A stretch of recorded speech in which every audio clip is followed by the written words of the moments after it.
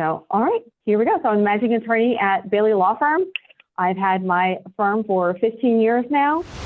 And in all of my free time, I like traveling, reading, museums. I have 4 kids, a puppy, which takes up a lot of time, and a cat. So that's me. All right, so this evening we're going to talk about trust and negotiations, the SPEAK framework, building trust and rapport, personality types, and then overcoming common challenges and techniques and skills. So, and I do a lot of negotiations because I do a lot in the M&A space and also raising capital and things of that nature. And so I took what I've learned from the M&A and the legal side and those negotiations, and then I've also made it more broad. So it's not just negotiations in M&A, but also in any respect, and really so then it's a more broad situation. So first we'll talk about trust and negotiation. And I also usually put a lot of comics in mine because I think life is too short not to have a little laugh. So let's try it once without the parachute. Okay, ready? All right. So understanding the significance of trust. So trust is the cornerstone, right? And it's the definition is a firm belief in the reliability, truth, ability, or strength of someone or something. So if you trust someone, you really think that they're reliable, they're telling the truth, and they're able to do it, or you trust someone's a fact, right? So it's in someone or something. And the foundation of that is reliability, integrity, and competence. Competence is a really big issue with trust. And if you don't have the competence, or someone doesn't think you have the ability or think you have that strength of competence, then you're not going to be able to have that trust. And then the building blocks of trust is communication, empathy, consistency, transparency, and mutual respect.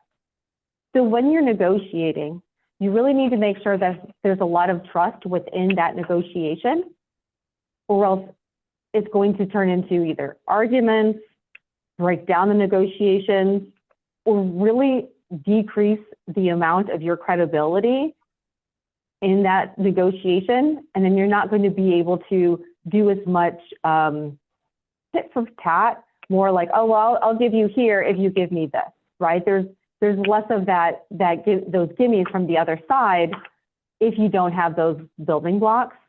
And empathy is really important because the other side wants to make sure that they're heard. That's a lot in negotiations, and such is making sure that they're heard. Like if you ever have a customer complaint, half of it is them venting and making sure they're heard, and then you can come to a conclusion and a solution from that. And usually it's just they want to get it off their chest. It's not even a true negotiation. So there's psychological dimensions of trust. There's risk management, right? Trust acts as a mechanism to mitigate the perceived risks involved. You need emotional buy-in, right? So the emotional buy-in refers to the level of emotional investment and connection that the parties have with each other and the outcome. And then predictability. So this involves the assurance that the other party's actions will be consistent and reliable over time. So there are some phrases that you can use in each of these three areas. So for instance, if there's some phrases that if a buyer was going to purchase something, I want to ensure you feel secure about this deal and all of your concerns are addressed, right? So then if they trust you and they trust that you really care about them and you really care about those concerns, they're more likely to be honest with you about it, and they're going to show you transparency back. So the more information you have from the other side, the better you can relate to them, and the better that you can come back to them with maybe a solution or figure out in those negotiations what their priorities are. And so another risk management is, let's discuss any potential risks openly and find ways to mitigate them together. That shows a mutual respect as well. And also it shows that you want to work together to come to a solution instead of that you're just there to fight. And then for emotional buy-in, some phrases could be, I understand, how much this means to you, and I want to ensure that your vision continues, or your values continue, or whatever the situation may be. And so that shows that you are caring about their feelings, what they see for the future, and how you can work together to do that. And so in a business context, that could be your passion for this business is clear, and I share your commitment to its future success. So you want to show them that you see the future with them, or part of their vision as part of your vision for the future. And then predictability. So you can count on us to follow through on our commitments and keep you informed every step of the way. So a lot of that is constant communication throughout the process. And that gives them predictability and consistency, right? So then that person sees that you're consistent with that communication and that you're reliable. So reliability and predictability go hand in hand. And then another phrase, our goal is to ensure that our actions are transparent and predictable so you know what to expect. Managing expectations throughout a negotiation process is really important, because 90% of my job is probably managing expectations of my clients, of the other side, things like that. Not just the process of the deal or the negotiation itself, but also what to expect from the beginning, from their feedback. You know, managing expectations, I'm sure that you've had clients, if you do valuations or such, that have come to you and be like, well, my business is worth $50 million. But in reality, it's worth maybe 20. But they think because they have that emotional attachment to it, that's worth so much more. And so managing those expectations are important before getting into negotiations as well, especially when you're an advisor in those negotiations and not always the negotiator going with the other party. So there's a lot of long-term implications of trust. And so one of those with negotiations is beyond the negotiation table, right? So you really, that trust is not just when you're sitting at the table, but also those side conversations and when the negotiation's done and that deal's done. You know, are there other items that maybe need to be talked about or discussed? And then if you have that trust there, people are more willing to talk to you. People are more willing to be open with you about their concerns, and that helps a lot. So the action influences the trajectory of the post-transaction relationship, right? Because you want that really good relationship after the negotiation's done, usually. Now, there's some negotiations where it's not going to be, you know, you're negotiating a really emotional situation, and you just know at the end, it's your relationship at the end is not going to be in a good place. But knowing that up front and managing expectations, and sometimes you have to manage expectations with yourself, is really important.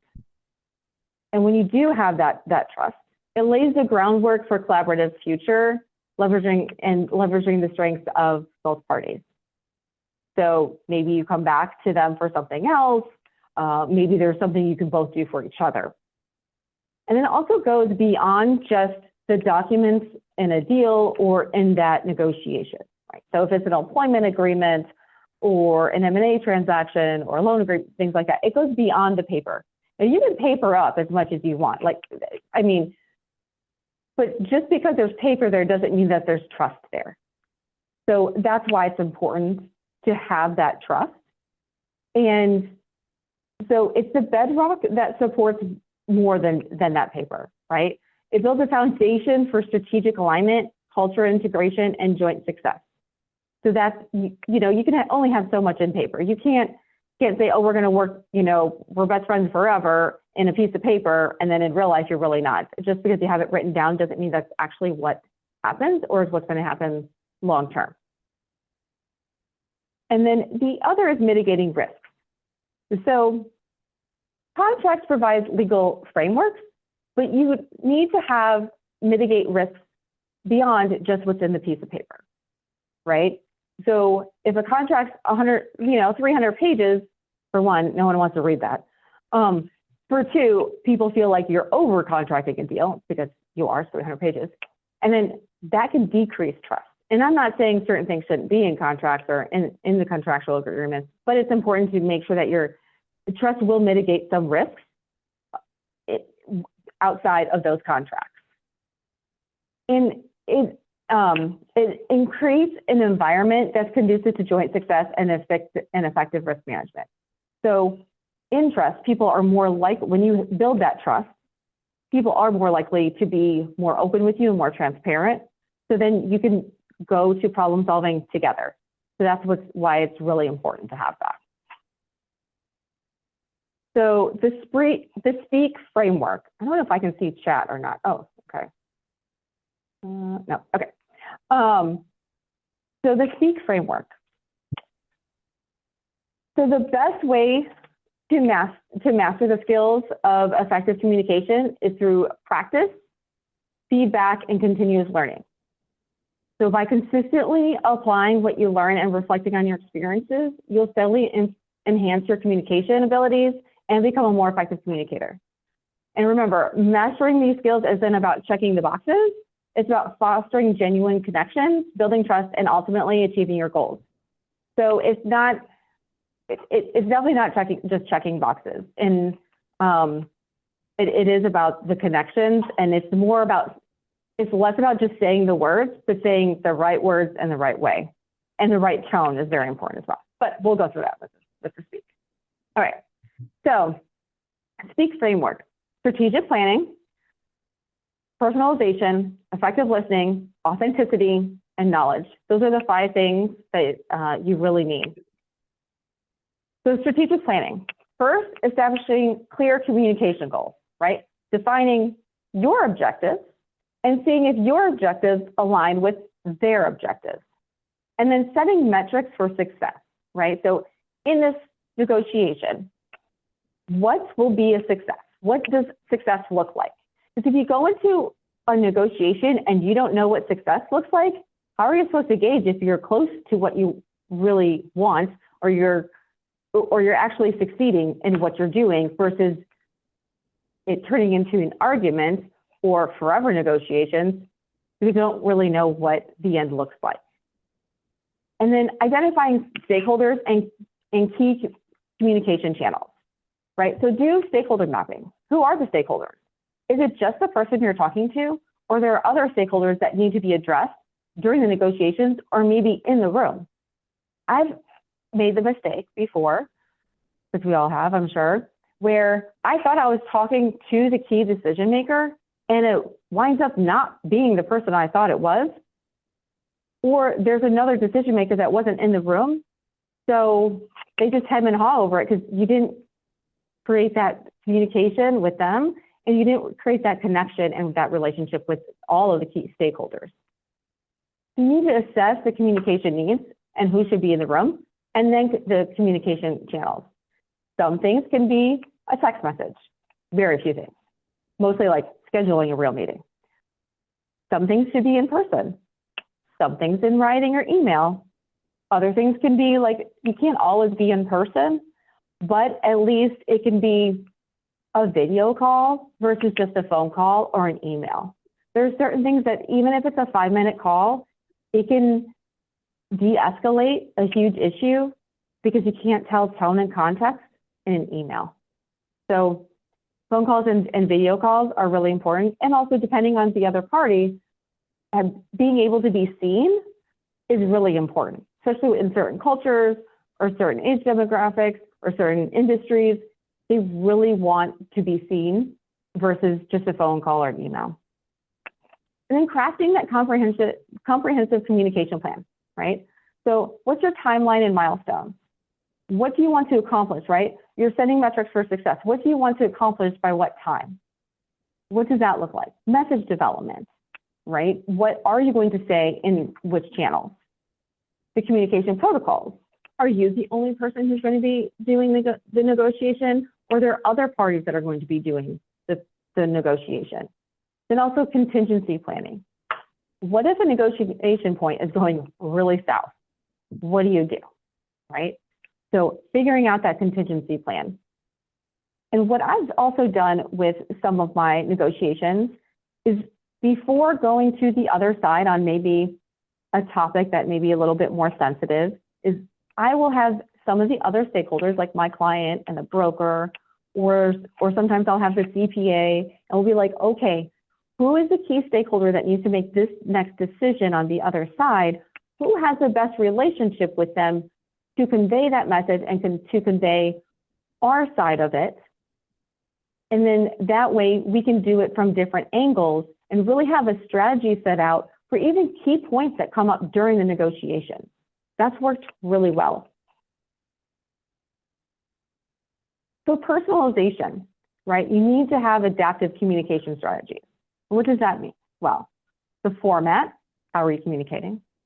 Tone, detail, and then you modify that as needed, right? So detail also means, you know, how much detail are you putting into that communication?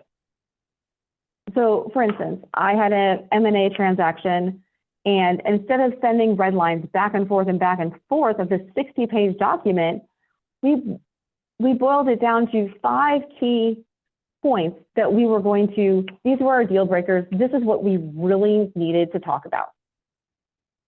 So we put those key points in an email with our explanation and with the language that we requested and the reason why we were requesting that specific language.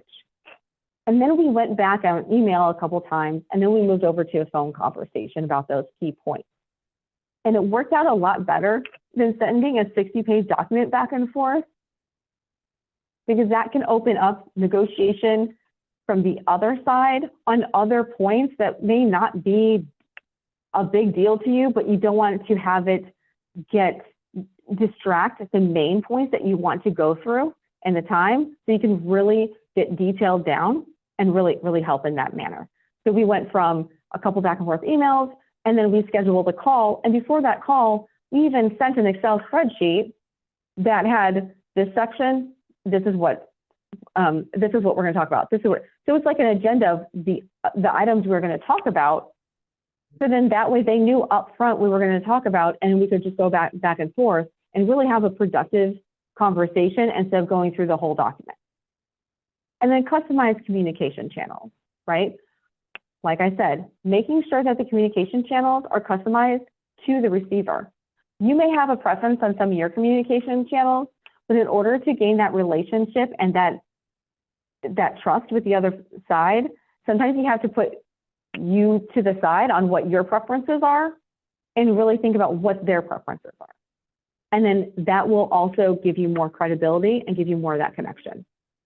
And then seeking feedback and adjusting accordingly. So seeking feedback can be as simple as, do you have any questions? Is the detail enough? And if you are more specific on your questions when you're seeking feedback, you can most likely get better feedback back instead of just saying, do you understand? Because who wants to admit they don't understand something, right? I mean, in school we didn't, we're adults. We still don't want to say, oh, I don't understand. And if it's someone that you're negotiating with, right, that doesn't have your same education background, they're afraid of asking questions or seeking clarity sometimes because they don't want to be seen as not smart. And so asking for specific feedback really helps a lot. And then maintaining consistency across channels. So what that means is maintaining, you know, if you're, say in text message, you just use text message for like small, like, oh, let's have a meeting here, or scheduling little things. Don't change text messaging over to like writing a book text, you know, that's like the size of a book to make a deal point, right? Like making sure it's consistent. And then also that helps people go back and figure out what you talked about before and set you guys up for a much better flow of the negotiation instead of going back on certain deal points that you may have already agreed to and then having to pretty much renegotiate them because it wasn't in the flow of the consistent channel. So effective listening. So for effective listening, there's 6 things, right? Active engagement, making sure that they understand that you are listening. And so that's very important. And then avoid interrupting. Some people talk really slow. And I tend not to. As you can tell, I talk a little bit faster, especially for Texas. So I've learned to really figure out something else.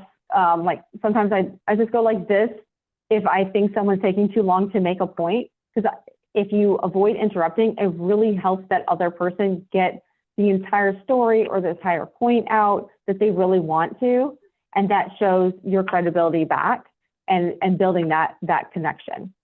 And so avoiding interrupting. The only time I interrupt is if someone starts interrupting me. Then I will interrupt them back and ask them, you know, in a more stern tone, to not interrupt me and let me finish, and then I'd be happy to hear them and their point of view.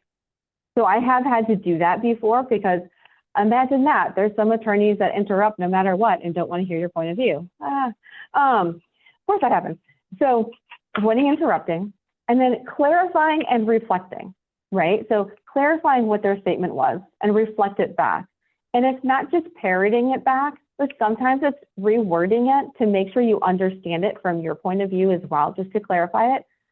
And that also helps them, that can help the other side realize if they stated their point effectively or not, and communicating it. Because I've had times when I was like, so this is what I hear you saying. And then I'll clarify it and reflect it back. And they're like, oh, wait, that's not what I meant.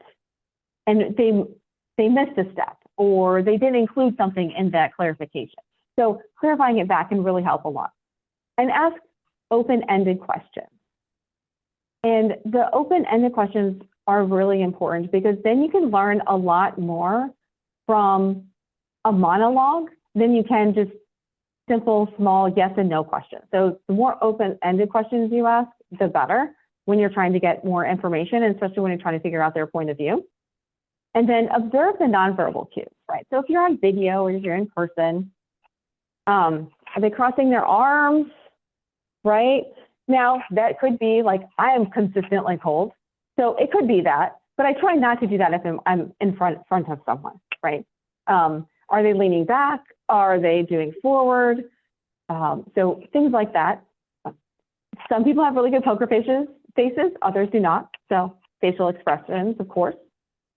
And then as you're talking, sometimes they'll move, or they will shift in their seat. So that's also a nonverbal cue of something that could either be important to them, or they're uncomfortable with your point of view on that point, on that deal point.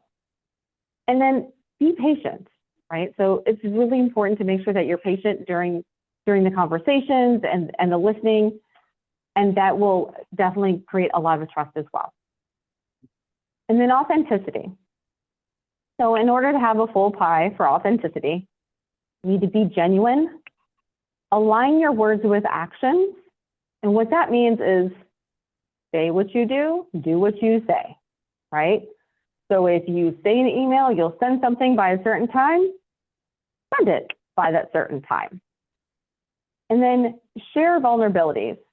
Now, I'm not saying that you should show your whole poker hand. What I'm saying there is being transparent. Well, there is being transparent, but like sharing some of the vulnerabilities, like, well, I'm not sure about this over here because, you know, this point over here because X, Y, Z, right? And maybe we can talk more about this. Or sometimes during negotiations, you also have to be like, well, we're kind of paused here on this point, on deal point 3. Let's move to deal point 4 and move back to 3, because maybe resolving these other issues will make deal point 3 move. So sharing some of those vulnerabilities as well. And then stay true to your values. So when I talked about, you know, your objectives and seeing if your objectives align with their objectives and what does success look like, that's really important to look at your values, right? So looking at your values overall and personally and professionally and saying, okay, if these are my values, what does success look like with these values? and then my objectives and their objectives, and are they aligned? For instance, and this doesn't have to do with the negotiation, but I've had lots of different business coaches throughout my career, and I will interview business coaches to see if they're the right fit. And I've realized that if their values do not align with my values, then there's nothing there, because I'm not going to listen to them because I don't trust them, because they're going to give me advice from their values, not mine. And I'm going to do what's right from my values and what's aligned with my values, not just theirs. So always stay true to your values and keeps you authentic. And then avoiding pretense. We don't know the whole story from them. That's why we're talking to them and negotiating. So don't make preconceived, don't judge the book by its cover too harshly, because you never know. And so that's why the communication is important, and also being consistent with that communication. So then you can learn more about them and also learn more about their values and their objectives and make sure they're aligned with yours. And then being transparent. So, you know, letting them, like when we're doing those deal points, like, okay, these are our 5 big deal points. We already told them this. We've been going back and forth for a couple months. And now we're like, okay, these are our big 5. Instead of saying there's still 20 things out there, but these are our big 5. So they knew those other 15 weren't as important. But we were transparent with that, so then we could move forward with that deal. And then knowledge. So demonstrating knowledge. How do you do that? Well, being well prepared for the negotiations and the conversation, right? Don't jump from one call to another to another, right? Like taking time to remind yourself where you were before in that negotiation, what your success looks like, right? Because you should have had that written down. Your timelines and milestones, where are we? What does success look like? This is where we are. Okay. And these are the points that we're going to go over, or these are my goals to resolve, right? So being well prepared. Understanding the other party's priorities. And that really comes into play through the effective listening and building that connection with them. And then know the broader context. So there's the key stakeholders, but there's also the broader context of that deal and negotiation of itself, and looking beyond just that small, simple negotiation and looking, okay, in a broader context, where will this come into play if A, B, or C happen, right? How will this affect us? How will this affect them overall? What is that? And then offer informed solutions. So be a problem solver. Working collaboratively is really, really important. And then clarifying uncertain points. And like I said, like if you're not sure what they were stating, ask them for clarification. And if they ask, or they seem to pause a little too much, or hem and haw a little, like, and maybe gloss over something, ask, see if there's something that just needs to be clarified, because sometimes if they're just not understanding your point of view or that point, and so then a misunderstanding can really get overlooked if it's not clarified. So I've had instances where, we were going back and forth on redlining, like a certain paragraph, and there's only like a couple words that we were arguing about over email, and nothing was happening. And I was like, I'm just going to call them and have a quick conversation, because I believe we're both trying to get to the same place, but we're not getting there through email. So had a quick conversation, explained the spirit of what we were trying to do. They explained the spirit of what they were trying to do. And it really was the same, but we just had different preferences of words and such. And so we came to a resolution just on the call, talking it out, because they didn't understand where we came from. It's like, well, we're kind of worried about this happening in the future.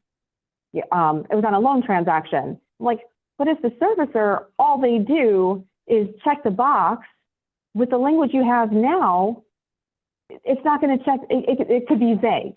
And their job as a loan servicer is not to interpret the document. It's to check boxes to see if they're compliant or not. So that's why we would like this language instead. And the attorney on the other side was like, oh, I didn't think of that. Okay, great. So a lot of time in clarifying on certain points or clarifying your point of view, if you have an example of what could happen if that language were in there, or if ABC happened, if you have an example, like a real life example or situation, that helps a lot for them to see it instead of just pie in the sky theoretically. They can see it in practice, and then also that can help a lot in getting you where you need to be. And then ask smart questions. Don't ask questions just to ask questions. Ask smart questions that are relevant to figuring out their objectives or their values or where they are, and or possible collaborative solutions versus just to ask questions. And make sure those are open-ended too. That helps. Does anyone have any questions right now or comments? Anything? I've been talking a lot. Okay. All right. Building trust and rapport. All right. So the team building exercises became more and more fun. That looks a little dangerous there. So don't do that. That's not in a good risk profile there. Don't do that one. Don't fall off cliff. Okay. All right. So building trust and rapport. I've come up with this triangle of how you do it, right? And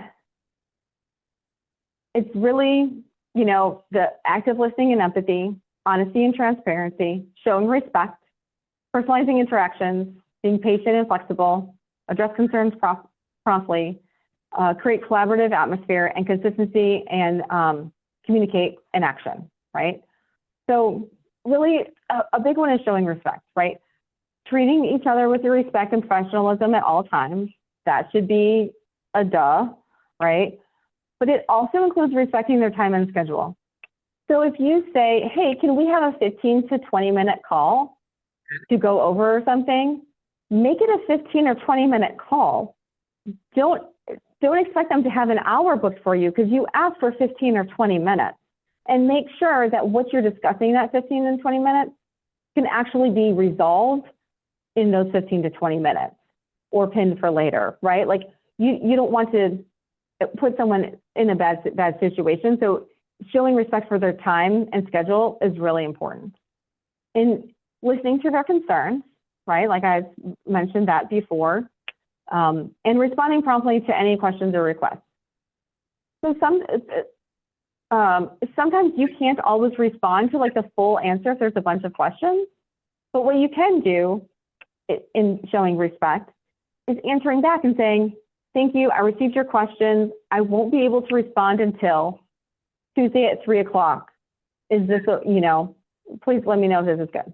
Or you can just say, I won't be able to respond or address this until Tuesday at 3 o'clock or Tuesday morning or whatnot. And then that person at least knows that you listened to them, you responded. And even though you couldn't respond right away with their request or their questions, right? They saw that you took the time to show them that respect, that you were going to get to them at a certain time. And then in the previous slide, I said, do what you say you're going to do, right? And then actually send it and answer those questions at that time. And then that creates a lot of trust with them because they saw that you did what you said you were going to do.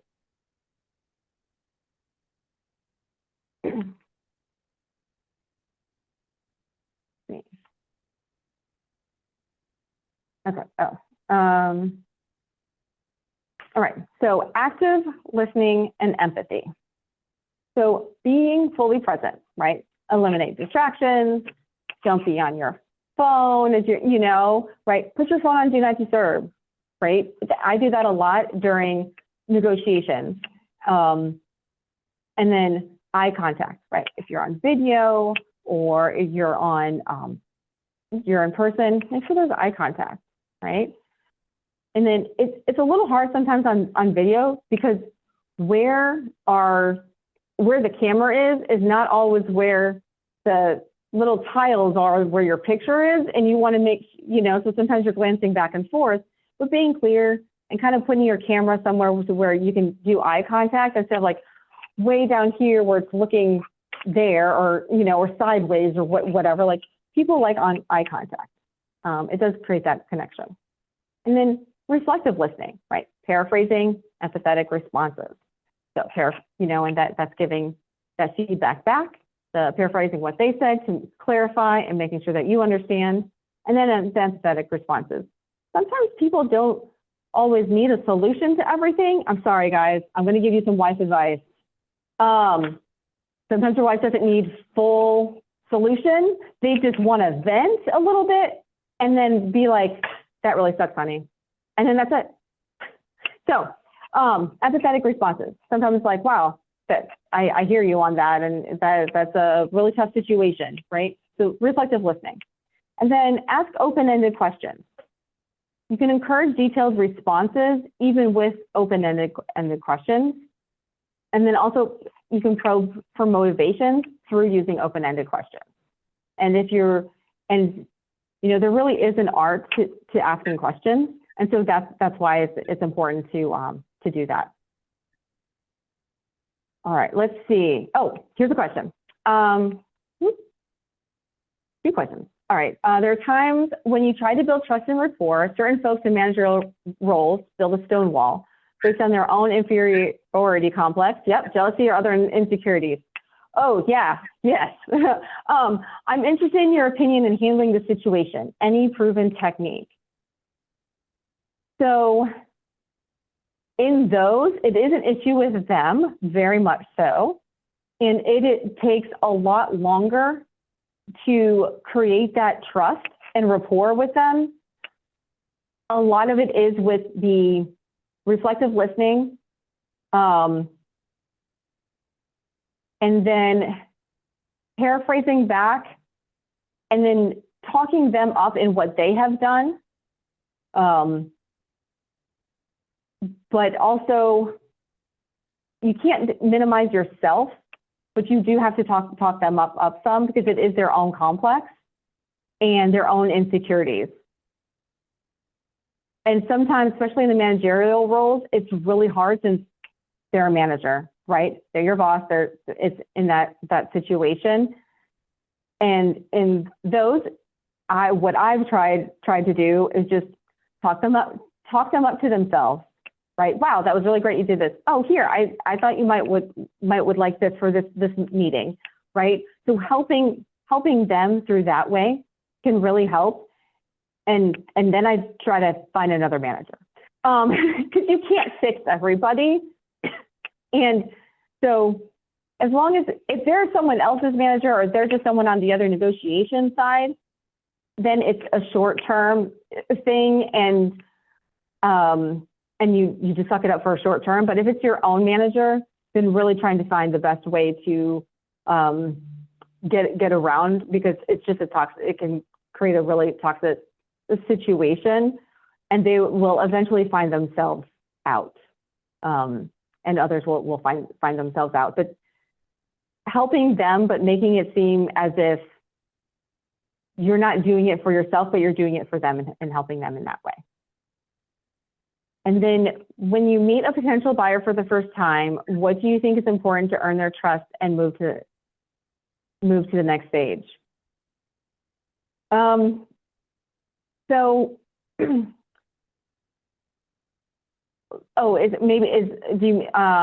like, what is the most important to earn their trust and move to the next stage? I think a lot of it, especially with a buyer in M&A transaction or potential. Okay, so a potential buyer. Okay, if you're the seller and you're meeting a potential buyer, I think a lot of the trust is looking at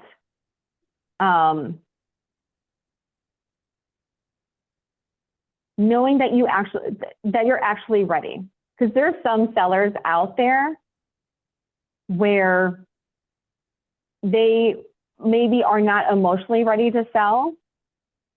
And so making sure that the seller is emotionally ready to sell and move to that next point is really important, instead of, you know, just putting it out there because it's time, or your buddy on the golf course sold, so I might as well sell, right? And so making sure that you have that, oh yeah, I'm ready for the next step. This is my vision. Making sure your values are aligned as well. And I think that's a great way to earn trust and move to the next stage. And just having open conversations and not just purely numbers based. And I'll talk about this later on the personalities and trying to gauge what personality type they are. And that will help you a lot with building trust because you'll talk to them in their language. Like I said, figure out their communication style and figure out their personality and then set yours aside and then talk to them in their language, how they want to perceive things and communicate with them in that way. So, and yes, trust and credibility before relevance, right? You need to create that trust before people will think that you're relevant. So, good comment, Valerie.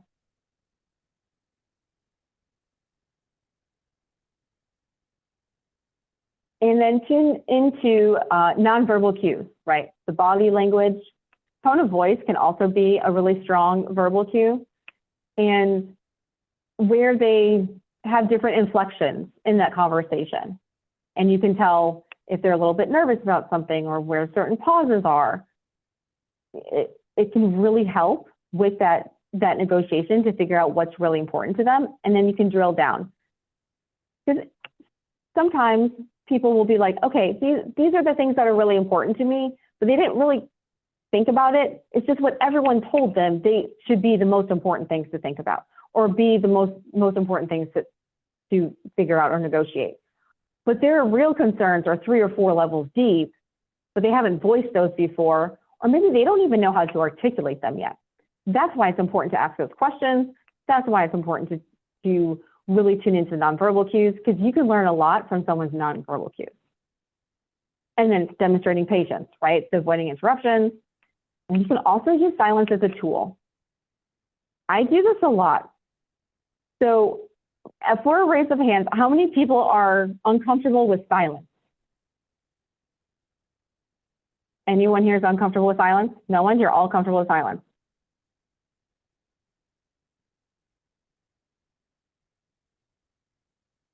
Are you sure? Okay, so a lot of people are uncomfortable with silence.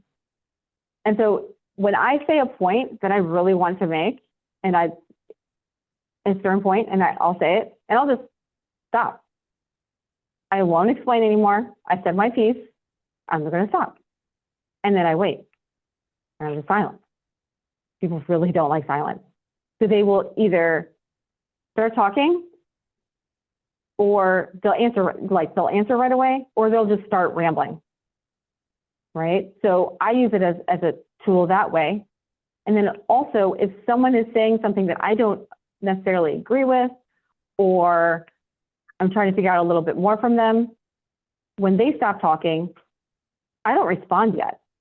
I just use it as a tool there, and then I wait. And then they will usually come back and start talking more and giving me more information, or allowing me to have more information from what they're saying in between the lines. So you can use silence as a tool in negotiations as well.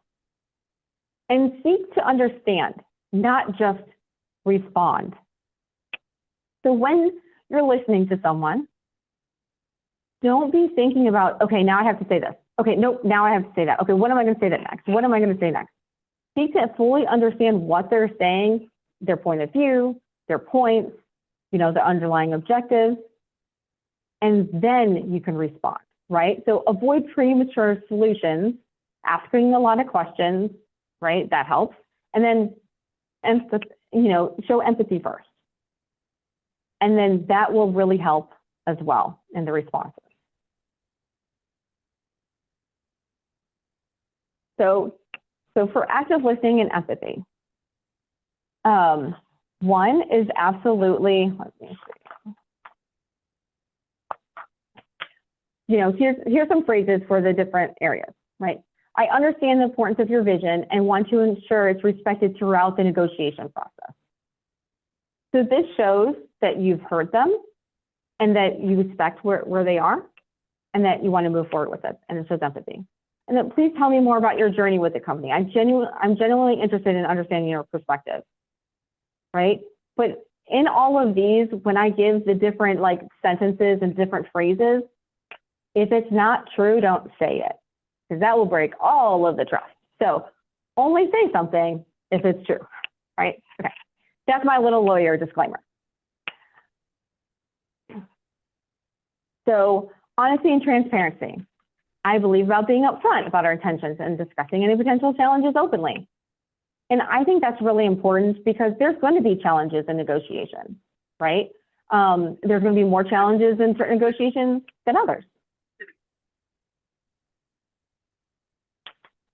And then let's work together to ensure all aspects of the deal are transparent and mutually beneficial. So, you know, speak truthfully, right? Be honest and transparent in your communication, avoiding exaggeration or deceit. So if you're saying, I want to come in and I want to finish this, I want to close this deal in 30 days, but financing hasn't even started yet, well, that's definitely an exaggeration on what you can actually achieve in that time frame. So don't say something just because you think the other party wants to hear it. Be honest about what you can actually accomplish, because that goes back to the do what you say you're going to do. And that will create a lot more trust. And also, if there is an issue that comes up, they're more likely to just extend the exclusivity period or be more accommodating and figure out a joint solution than if you're falling off and not doing what you say you're going to do, and things just, they're just gonna be like, you know what, I'm done, right? Admit mistakes. That's really important, right?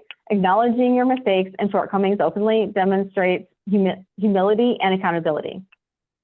So I know it's really hard because everyone wants to pretend to be perfect, and that's what our society is. Everyone's perfect. Why not? None of us are. But admitting those mistakes is very important. For instance, I worked for a university and I happened to make a mistake in some reporting. And then I turned around, I fixed it, told my boss, and then gave him the new stuff. I was like, this is what happened. This is what I did. This is a mistake, but I fixed it. He was like, oh, you didn't even have to tell me that you made the mistake in the first place because you already fixed it before I saw it. I said, I know, but I wanted to make sure that you knew the truth and what happened, just in case, you know, something comes up later on, right? And that created, you know, even higher level of trust between us, because he knew that if something bad happened, I would come to him. I'd fix it, because if I could, I'd fix it first and then come to him, or I would come to him with a solution on how to fix it or some options, right? Like I always tell my employees, don't come in my office and drop off your flying monkey. If there's an issue, come in with a solution, because I don't want your flying monkeys. It's not, I don't need them. So really, and of course, in that, you have to also empower your employees to make decisions as well, and your staff to make decisions in order for that trust to be both ways. Because they trust that I am honest and transparent with them, and I've empowered them with certain things and entrusted them as well as they trust me. And then sharing personal experiences, right? So sharing personal anecdotes or experiences relevant to the conversation as it adds depth and authenticity to your communication. So don't just like throw in some random thing just to be like, oh, that's personal just because, right? That's not what creates the transparency or the authenticity. For instance, Facebook, when it first came out, everyone said everything on there. I ate this, I did this person did this to me, right? That's too much. That's overshare. You don't need to do that. But making it relevant to the conversation. So just making sure that it's relevant to the conversation. You know, they may be talking about part of their journey, and then with the business, and you may have worked in that business, you know, when you were in your young 20s, in that type of business or industry, and had a similar experience over here or something like that, right? That's relevant to the conversation and shows that connection between the two of you. And then this is really important for when you're dealing with sellers and in an M&A transaction, is showing respect for the founder's legacy. So I talked about showing respect before, but when it comes to M&A transactions, like their legacy, like their business is another child when it's the founder or the founder's family. Like it's sometimes it's more emotional than having another child to them. So you have to bring that into context and looking for that, right? Respecting the history of that company and the accomplishments, right? The role it played in the industry or the market, in the community. And then it helps build a sense of shared purpose and a commitment to building on the company's past successes, right? So your legacy and the value you've created are important to us. We want to honor that throughout this process. And making sure, like I said, that is actually true. And then respecting the target company's culture. Now, some target companies have a toxic culture, so you're going to change that as soon as you get in. But others have a good culture, so you definitely want to take the time to understand and appreciate their culture, their history, their values. Because if their objectives and values align with yours, then they probably don't have a toxic culture in there. And then avoiding imposing, your own views or practices right away, right? So that's really important. And then, yes, flying monkeys, I use that phrase a lot. And then being respectful, right? So don't make assumptions about the company or their path or the founder, right? Like really ask those open-ended questions and figure out what that journey was for them. Because it could have been very different than what they portray out there, right? On social media and different things. Or maybe they don't have any social media out there, right? So there's just a couple things. So you really want to hear from them and not just impose your own views, and it helps build a positive and productive working relationship afterwards as well and throughout the process. Another one is valuing their expertise and would like to involve you in key decisions to ensure the continuation of your vision. So sometimes founders are rolled over, like either as, they get some equity in that new company, or they're just brought in on a longer transition process than just like the 30 to 90 days, depending on what they were. And you want to make sure that, right, they're a key stakeholder then. And you want to make sure that they're seen as valued as well. And then personalizing interactions. So I'd love to hear more about your background and what inspired you to start this business, right? So making sure that when you talk to them, it's more than just, the general 5 questions that everyone asks, right? Let's tailor our approach to meet your unique needs and aspirations for the future, right? So really talking to them personally, and when you're figuring out their objectives, you can tailor those interactions to match up with their objectives and their values. Because that really will help you with the spirit in the negotiations and figuring out what type of personality they have, if you can personalize the interactions and ask more questions. And then being patient and flexible, right? So it's usually a significant decision, right? If it's a longer negotiation, there's going to be significant decisions in there.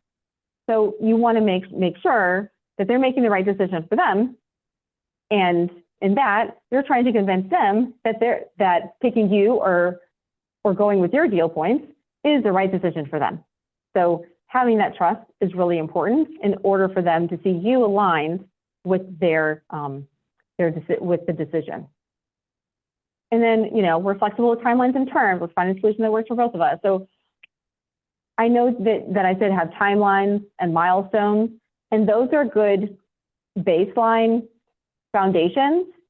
But if you're not flexible at all and you're really, really stringent with things, then you're going to be seen as less solution focused, and you're going to be seen as kind of more of a problem, right? So that's why you really want to make sure that you do that. You have to be willing to listen to the sellers, to the other side's concerns, and work collaboratively to find solutions that meet everyone's needs. And a lot of that is being patient and flexible. And then create a collaborative atmosphere, right? So let's work together, find creative solutions. Let's partner, right? So really using that type of language, so then they see that you're not on the other, you're not the other or them, you're together. And then consistency in communication and action, right? So making, what I've done before is, let's establish a regular cadence for updates and discussions to ensure transparency and alignment. Making a schedule of when you're going to talk next, or say, okay, so every Tuesday at such time, let's block it off, instead of having little 5-10 minute conversations at random places.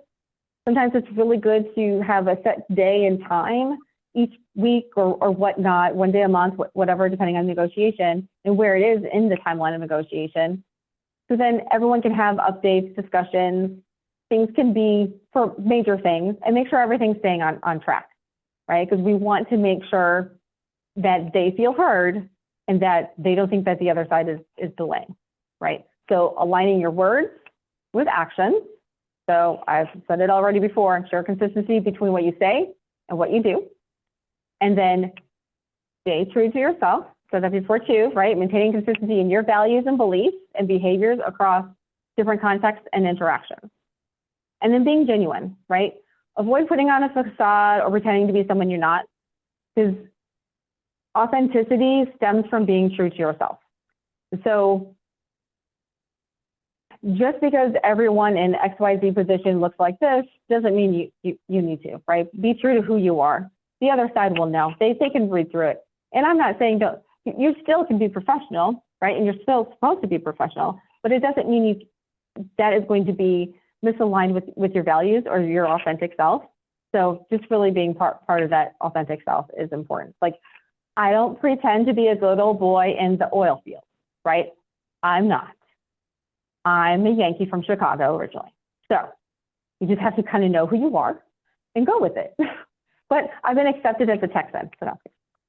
All right, so, personality types.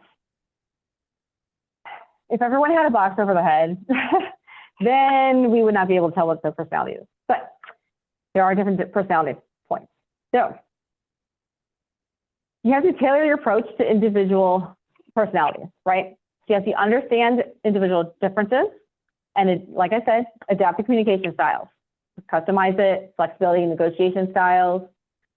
Some people do not like confrontation, so the negotiation style needs to be probably a lot longer, not as direct. For instance, when I negotiate with an attorney who's in Texas, we probably talk, and I've never talked to them before. I call them first and have like a 5-10 minute, hey, how are you? I'm on this transaction. I'm Jess, looking forward to working with you, blah, blah, blah. I do that for everyone. But then also every time we talk on the phone, it's probably 3 to 5 minutes. Hey, how are you? This and that. How's your week been? But then when I get on a phone with someone from, say, New York, if I try to have that 3 to 5 minute conversation beforehand of like, oh, how was your week? They're like, fine. Like they don't want that communication as much. They just want to start going through the deal points. So I may say, hey, I hope you had a great week. Where would you like to start? And so I have the conversations slightly different depending on if I've spoken to them before and I kind of know how they negotiate or which part of the country they're from. So I try to do some intel also on who I'm negotiating with. And you can do that in a couple different ways. You can look them up on LinkedIn. And then what I do, so I don't know if you're going to have this on YouTube, I'm going to give away my secret, but that's okay.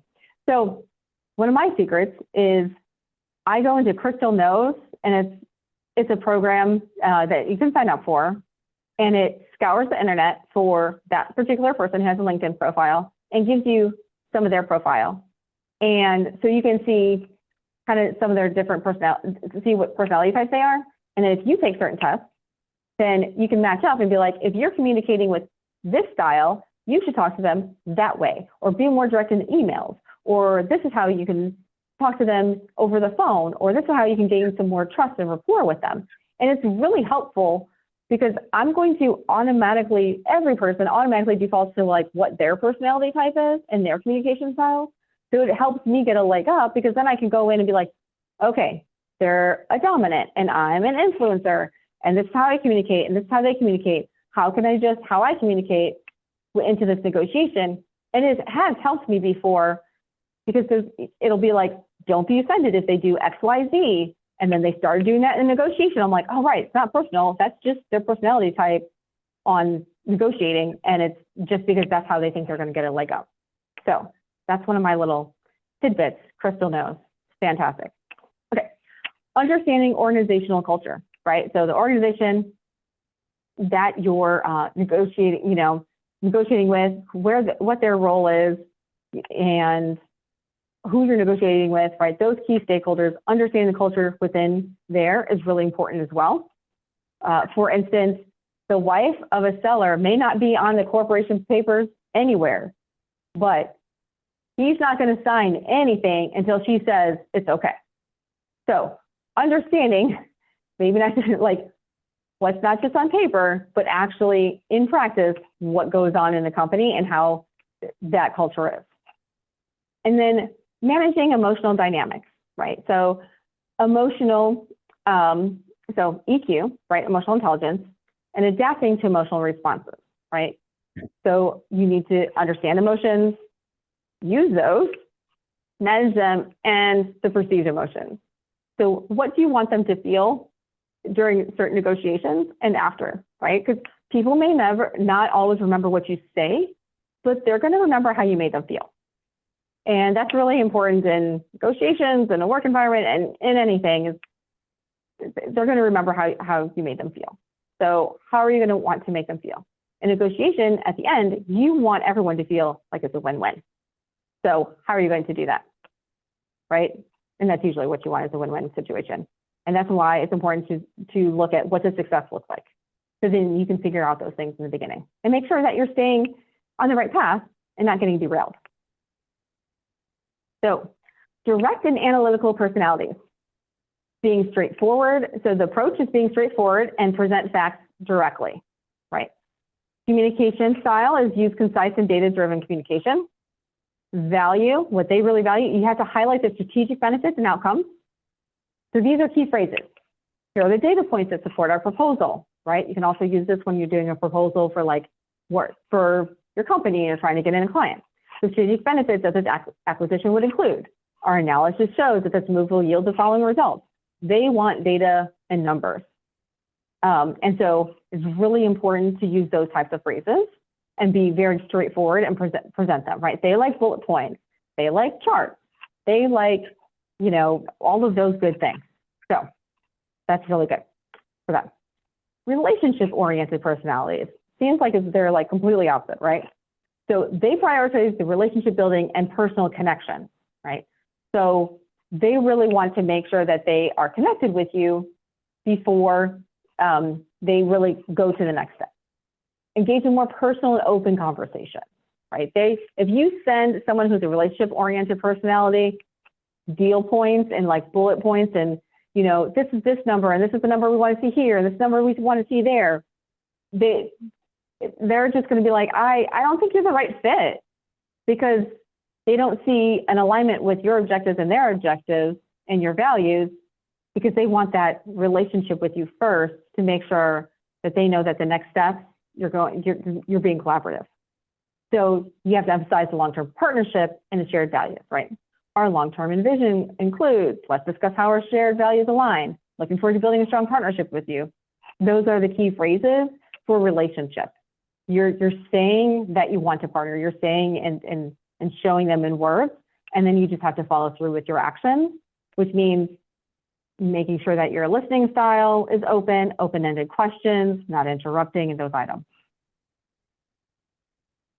Innovative and visionary personalities, right? So aligning their vision and forward-thinking mindset. So that's what they care about a lot.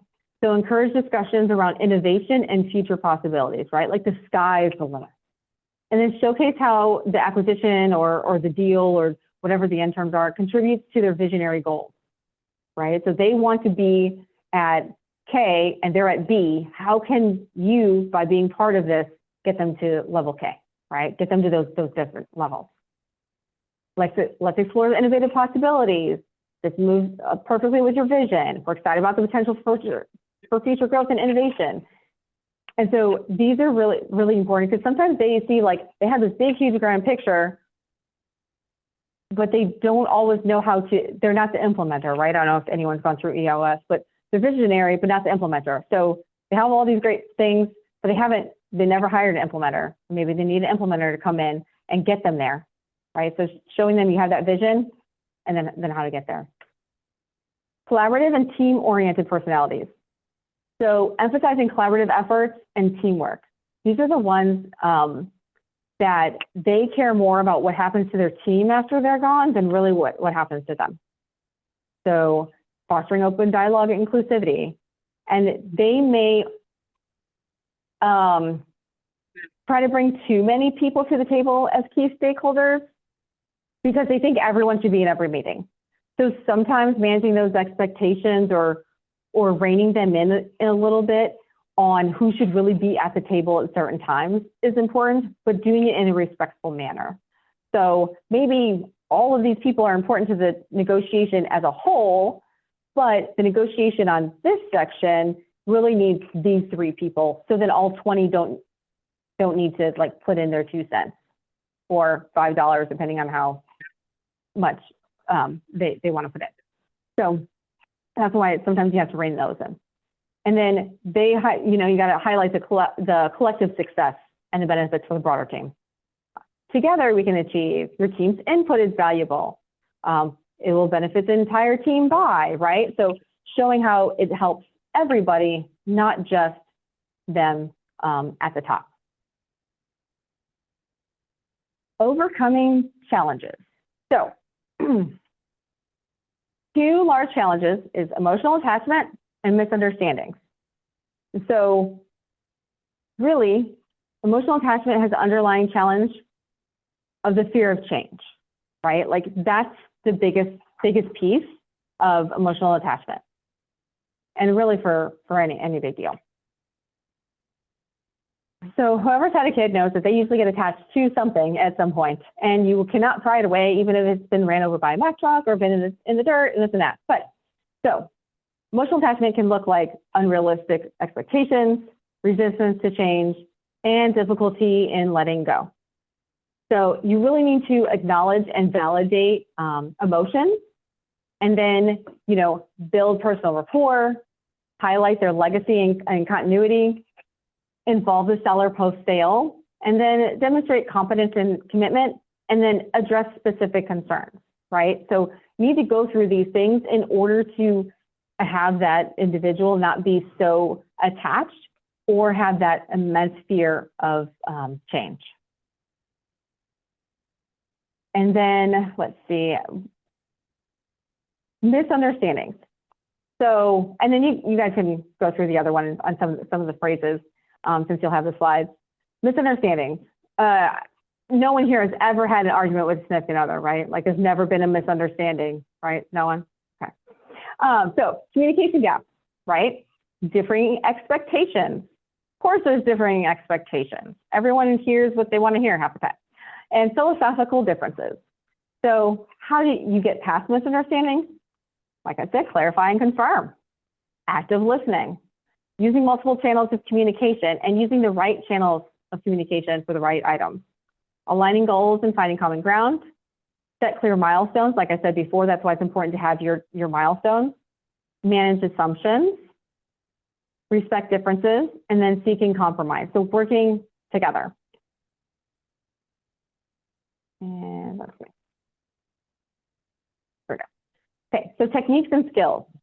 I'm going to go through because we're almost done. So techniques and skills. Technique versus a skill. So a technique is a specific method, like active listening, right? That's a technique you use. A skill is the broader ability of proficiency that incorporates various techniques, okay? So example is effective communication encompasses multiple techniques, including active listening. So you can learn any skill, and from those skills, you're taught techniques in order to learn that skill. So effective techniques, we've already talked about active listening, empathy, effective communication, collaboration. Mediation and facilitation, right? So really trying to go in there and figure out good ways to mitigate and also facilitate things to move on. EQ, emotional intelligence, time and patience. And you should always focus on the interest, not the position, right? So what is your interest for the end? Not always your position. And that will help you a lot in negotiations. And then seeking win-win solutions. So key skills are effective communication. Emotional intelligence is both a skill and a technique. Problem solving, negotiation, you too can learn to be a master negotiator. Assertiveness and diplomacy, active listening, flexibility and adaptation. That is a skill because most people are not born flexible or ready to adapt because we're human. So we get more rigid as we grow older. Imagine that. And so learning that skill to be adaptive and flexible is really important. And then patience and resilience, and then ethical decision making. So there's always 3 ways to see your options. There's the soft position, the hard position, and the interest. So this is why I said, look at, focus on the interest, not positions, right? So keep that in mind. So participants want to be friends. Hard, participants are adversaries. Interest, participants are problem solvers, right? So looking at where you are, goal is agreement, goal is victory. The goal is an outcome that will satisfy the interests of the parties. So what's the best interest? You want to focus on the interest because you can have a soft position or a hard position or anything in between. So that's why it's important to focus on the interest and not the position itself. And because some people, their position is always hard. They just want to win, right? And that's it. And if they keep focusing on that and you focus on just beating them, then nothing's ever going to happen, right? You're never going to come out to that outcome. So that's why it's always important to look at the interest. And then creating a mutual gain solution. So brainstorming, expanding the pie. How can you expand the pie and the range of options? There's usually, think creatively, not too creatively in accounting. That will get you orange or stripes, neither of which I look at it, or anyone. But you know, the range of options in the negotiations and how you can expand it so that everyone can win. Identifying the shared values. Like I said, looking at their objectives, looking at yours, looking at your values, theirs, and in that you can create options and it addresses interests of both parties. And then changing the scope of the negotiation, right? Like larger or smaller, like I was talking about before, these are our 5 deal points. And then sometimes they'll be like, you know, someone may be like really narrowed down into some little deal point.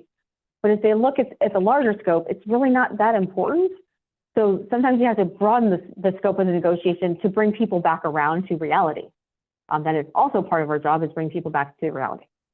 And then identifying issues that can be set aside for future negotiations. That's also important, is, you know, oh, well, let's put a pin in it and talk about it this time, or let's just focus on these for now. So you need to, in order to create a mutual gain solution, you need to ask yourself, what do I want? What do I need? What do they want? What do they need? What do we want? And what do we need, right? If it's the same goal, then you can probably figure it out, right? It's a logical conflict versus emotional, right? So you don't want to get too emotional, and that's where I come into play. That's where a lot of people come into play, is like, because my clients, it's really emotional for them if they're buying a business or selling a business. But for me, it's not emotional for me. So I can set that aside and talk about something difficult or a challenge without all of that emotion flooding me and being a distraction, right? So not jumping to conclusions and being on the lookout for the root cause, right? Keep asking questions to figure out, keep digging deeper. It's really important. And then trust transforms negotiations into opportunities. I'm a big believer of that. So even if that original negotiation of what you thought it was going to look like, being flexible and adaptable is really important, because if you have trust there and, you know, that end goal may not be available anymore, then that trust can transform into a bigger opportunity and even, a bigger pie. So personal preparation, polite, never reduces your argument or position. If you're always polite, you're good. Firm removes perceptions of weakness, right? You can be firm and not be a jerk, just saying. Calm, if this facilitates persuasion and compromise, and do not take things personally. It is just business, right? Sometimes you gotta look at the Buddha frog and realize it's just business. Sometimes there's things that are just business decisions and business actions that you have to take. So the top 3 mistakes in negotiations: making assumptions, right? This includes about other people's thoughts, feelings, or motivations. If you make assumptions about someone else's motivation, well, you know what they say when you make an assumption. So instead, approach it with an open mind and listen. You need to listen for their motivation and the underlying motivation, not just the top tier level. Blame or personal attacks. It escalates and makes situations more emotional, right? That's flooding, can't think straight. Instead, focus on the specific issue and then collaborate, right? Interest, not position. Avoidance, or pretending it doesn't exist. This leads to resentment and escalation in the future.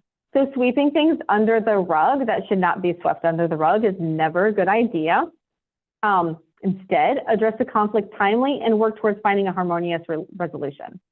So, and really thinking through, okay, is this something that should be addressed and straight on, or is this something, not that it should be avoided or pretended it doesn't exist, but is for a different negotiation time, right? So never avoiding, right? Like if people avoid paying taxes, there's implications to that, right? So it can add to escalation in the future. So timely and harmonious resolution.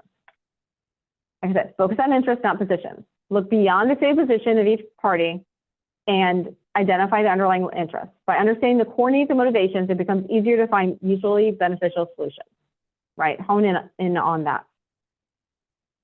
And then here's some book recommendations for you. I'm an avid reader. I read about 50 books a year. And so these are my top books that I like on negotiation and persuasion. And then thank you for attending. If there's more questions, please let me know. So I have 4 minutes to spare. Well, you definitely unpacked a lot tonight for us. There was one of the slides early on that was very impactful for me. And now so much has happened. I'm trying to remember what it was. Oh, it was just dealing with the different personalities, and you had a specific, like each one of the different personalities and how to handle them. I thought that was really valid in something that maybe it wasn't here. Yes, this was it. The different personality types, and how to handle each of those. I thought that was really impactful, and I'm actually going to go back and once this slide goes out to everybody to go and look at hone in on a lot of the specifics, because there was really a lot that you unpacked. So thank you so much. I know we only have 3 more minutes before our allotted time, so I'm just going to open it up real quick one more time for any quick questions, and then we'll wrap it up. All right. Well, thank you so much, Jess.